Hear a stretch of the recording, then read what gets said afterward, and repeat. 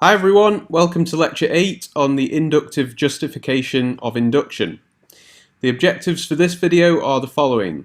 So after watching, everyone should be able to, number 1, explain the inductive justification of scientific induction, and number 2, argue that the inductive justification of scientific induction cannot rationally justify scientific induction.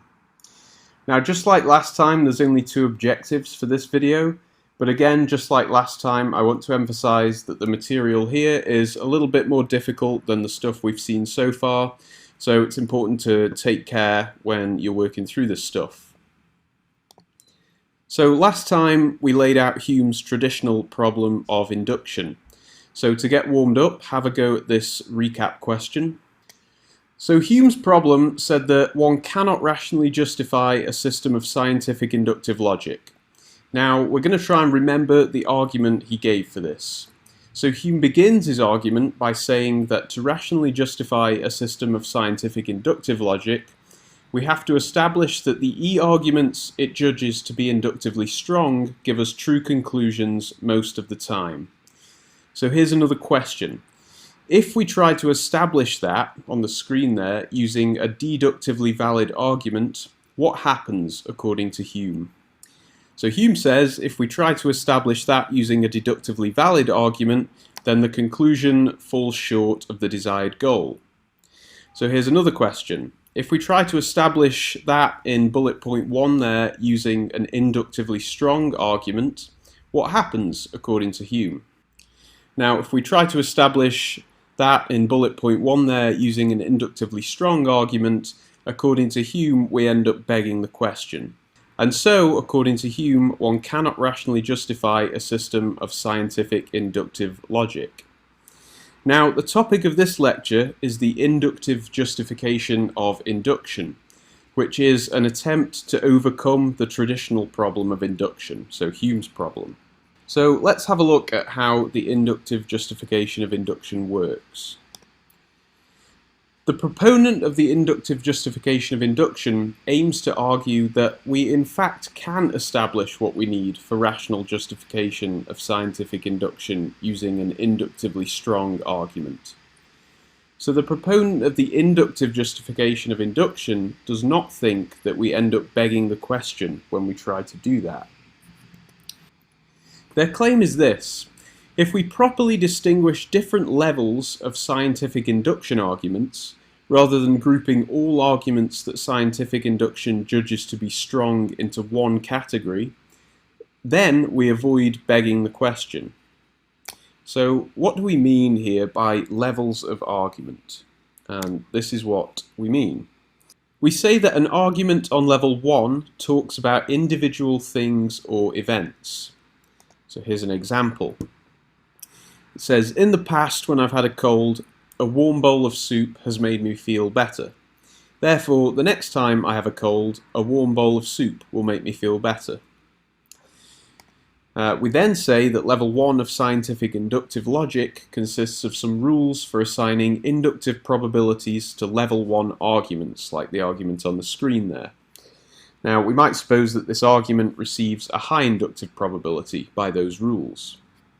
And then, furthermore, we say that for all n bigger than or equal to 1, we say that an argument on level n plus 1, so the next level, talks about arguments on level n, and we say that level n plus 1 of scientific inductive logic, so the next level, consists of some rules for assigning inductive probabilities to level n plus 1 arguments.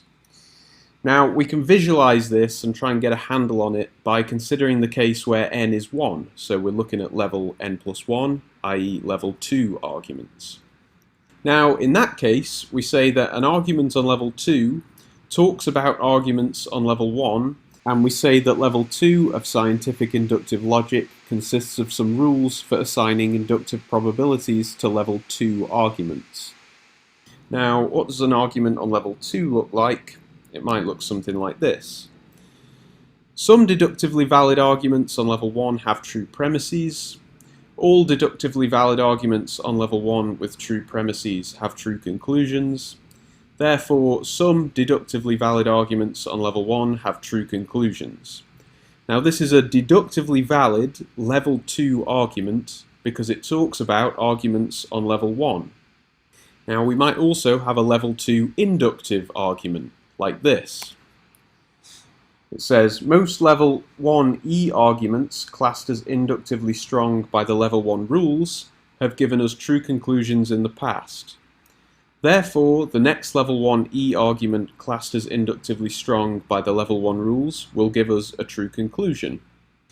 Now, because this is a level 2 inductive argument, right, it talks about level 1 things, the level 2 rules of scientific induction assign it a certain inductive probability.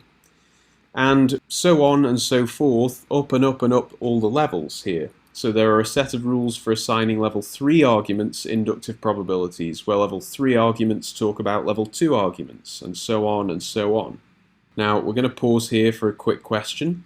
So this is the framework proposed by the proponent of the inductive justification of induction. Now we said before that it's supposed to get around Hume's problem, so let's look at how it's supposed to get around the problem of induction. Now when faced with this question, why should we place our faith in the rules of level 1 scientific inductive logic?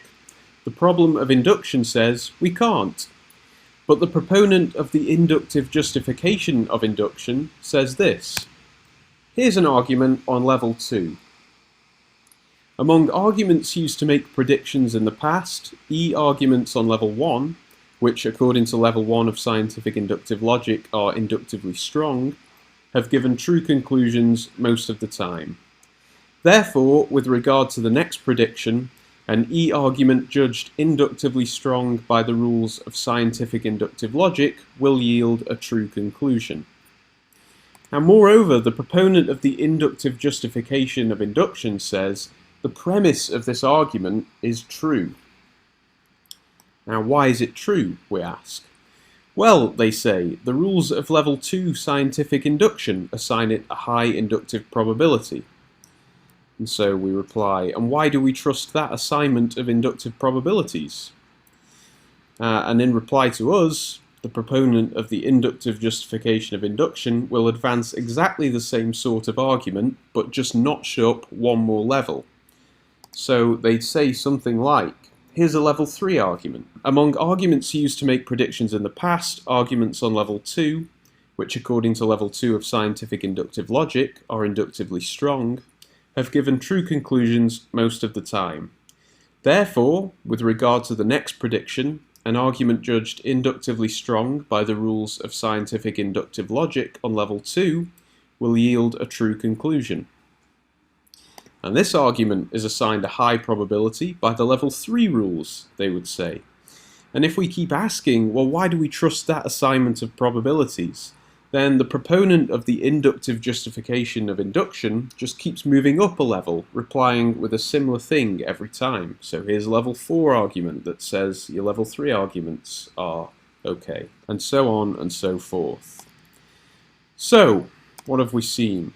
The traditional problem of induction says that we beg the question when we argue that to establish the arguments it judges to be inductively strong.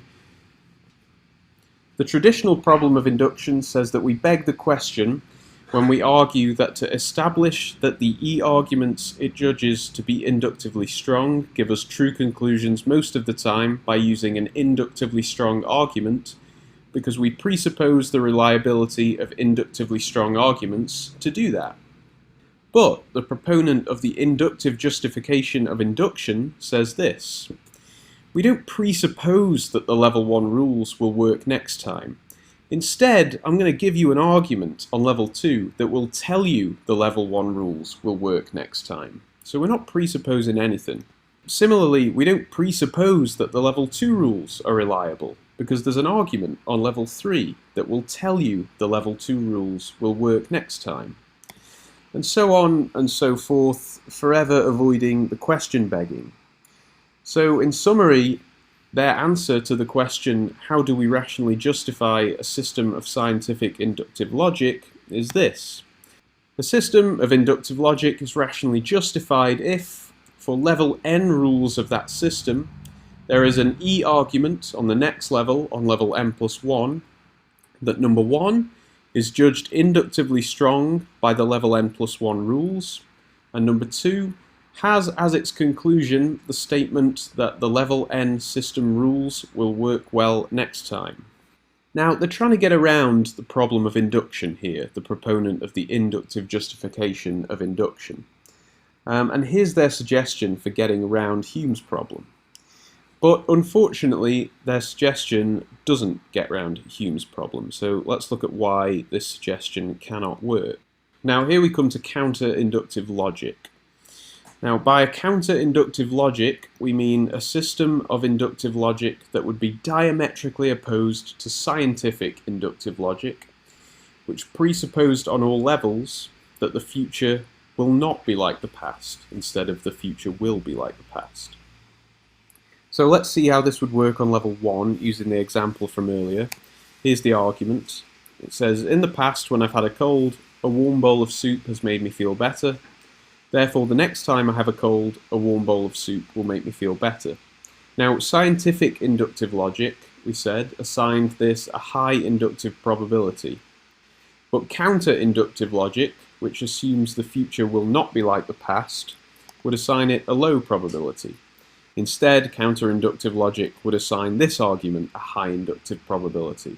This argument says, in the past when I've had a cold, a warm bowl of soup has made me feel better. Therefore, the next time I have a cold, a warm bowl of soup will not make me feel better. So in general, we see the pattern. Every time scientific inductive logic assigns a high inductive probability, counter-inductive logic assigns a low inductive probability, and vice versa. What's more, though, is just as we gave an inductive justification for scientific inductive logic, we can also give an inductive justification of counter-inductive logic. Now remember that the scientific inductivist gave this argument to justify why the rules of level 1 work. They said, rules of level 1 of scientific induction have worked well in the past, therefore they're going to work well next time. Now on the other hand, the counter-inductivist gives the following argument that justify why their level 1 rules work. They say, rules of level 1 of counter-inductive logic have not worked well in the past, therefore they will work well next time. Now remember, the counter-inductivist thinks the future will not be like the past on any level. Now, by the counter-inductivist's rules, this is inductively strong, because on level 2, they also think the future won't be like the past. And when they're asked to justify their level 2 rules, the counter-inductivist appeals in a similar way to a level 3 argument, and so on and so forth up all of the levels. Now, no one in real life constantly makes predictions like the counter-inductive logician that we're talking about here. Of course they don't.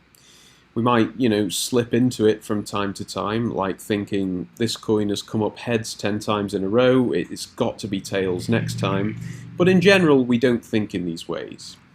But what all this shows is that if scientific inductive logic meets the rules for rationally justifying a system of inductive logic, according to the proponent of the inductive justification of induction, then so does counter-inductive logic. So what we have are two systems incompatible with each other that meet the conditions of rational justification.